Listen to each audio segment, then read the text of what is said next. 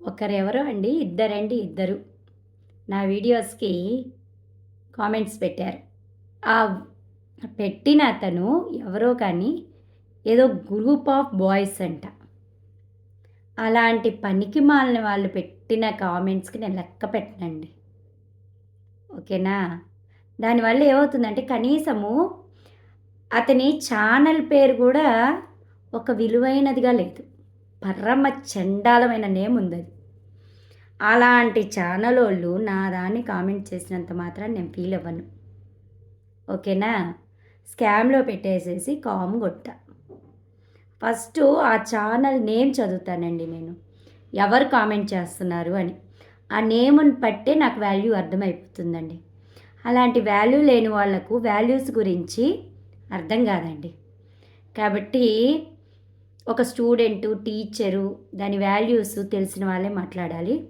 Moreover ఆ అబ్బాయి ఎవరో కానీ ఒక గురువు, మంచి గురువు చేతిలో పడలేదు. అందుకే అలాంటి నేమ్ పెట్టుకున్నాడు ఛానల్‌కి. ఓకేనా? కాబట్టి అలాంటి వాడిని నేను లెక్క పెట్టను. ఇంకొక ఆమె ఎవరో పాపం ఎవరిని ఉద్దేశించి పెట్టానో కూడా ఆమెకు అర్థం కాలేదు. అర్థం కాని అరకొర నాలెడ్జ్ వాళ్ళు కామెంట్స్ చేస్తే లెక్క పెట్టనండి. ఓకేనా? మంచిగా తెలివైన వాళ్ళు ఏదైనా కామెంట్ చేస్తే అప్పుడు ఫీల్ అవుతా. మంచి అంటే నాకు ఆ నేము, ఆ వే ఆఫ్ కామెంటు చూడగానే అర్థమైపోద్దండి ఎలాంటి వాళ్ళు పెట్టారు. నా వీడియో అర్థం కాకపోతే వాళ్ళు ఏం కామెంట్ చేసినా నాకు యాక్సెప్టే.